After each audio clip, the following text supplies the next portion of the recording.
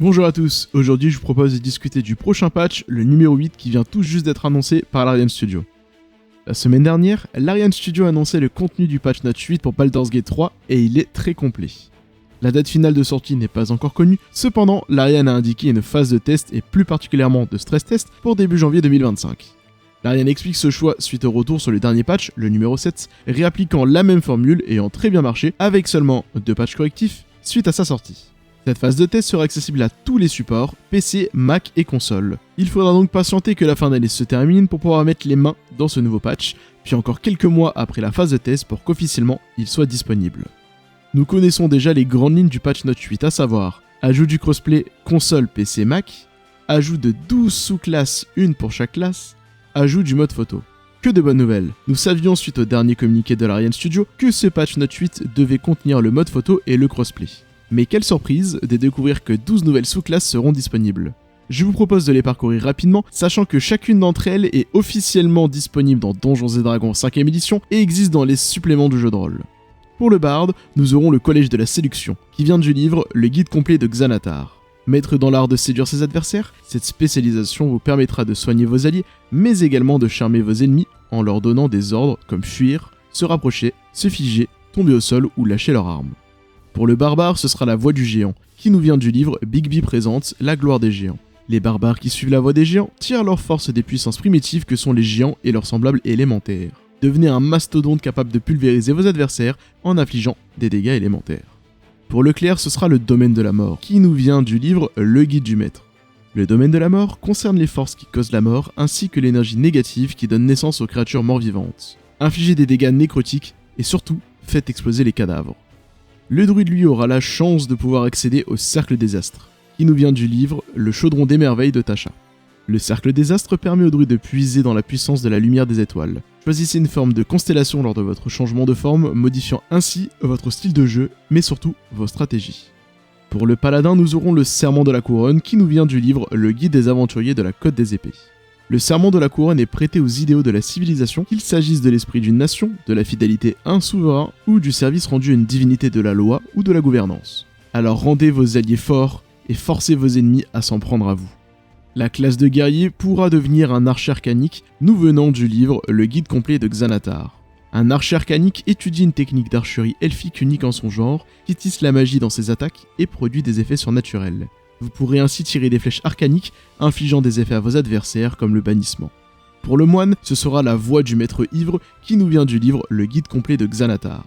La voix du maître ivre enseigne à ses élèves à se mouvoir avec des mouvements brusques et imprévisibles comme un ivrogne. Vous pourrez regagner des points de ki en buvant de l'alcool, et grâce aux effluves de l'alcool, vous distrairez vos adversaires et augmenterez votre classe d'armure. Pour la classe du rôdeur, ce sera le gardien des nuées qui nous vient du livre Le chaudron des merveilles de Tasha. Ressentant une connexion profonde avec le monde qui les entoure, certains rôdeurs étendent leur connexion magique à la nature et rassemblent une foule d'esprits magiques qui prennent la forme d'une nuée de bêtes. Insectes bourdonnants, oiseaux voletants, calamars glissants ou autres. Le type de nuée vous permettra d'infliger des dégâts spécifiques, mais également de vous téléporter. Le roublard aura la chance de devenir un bretteur, qui nous vient du livre Le guide complet de Xanatar. Un bretteur excelle au combat en 1 contre 1 et peut se battre avec 2 armes tout en filant comme une flèche loin de l'adversaire. Il vient à la base du monde maritime et apporterait un côté piraterie à votre aventure. Aveuglez vos adversaires, désarmez-les et empêchez-les de prendre des réactions. Pour l'occultiste, ce sera le mage lame qui nous vient du livre Le guide complet de Xanatar.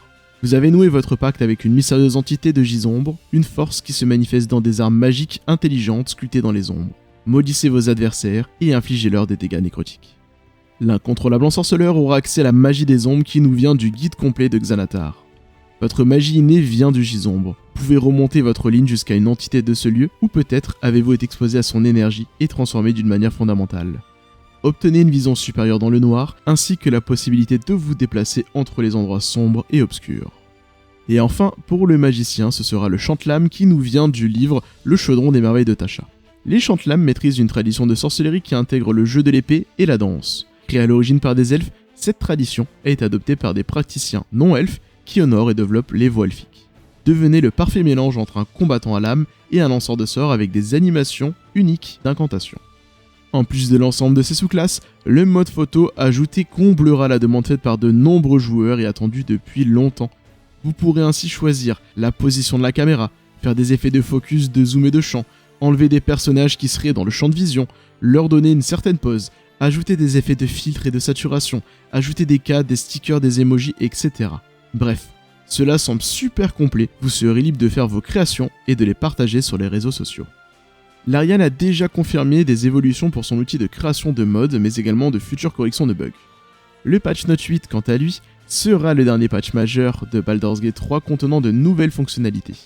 Cependant, l'annonce est lâchée, l'outil de création de modes devrait permettre dans le futur de pouvoir créer ses propres histoires, de quoi découvrir des aventures et des campagnes créées par les joueurs, à suivre donc de très près.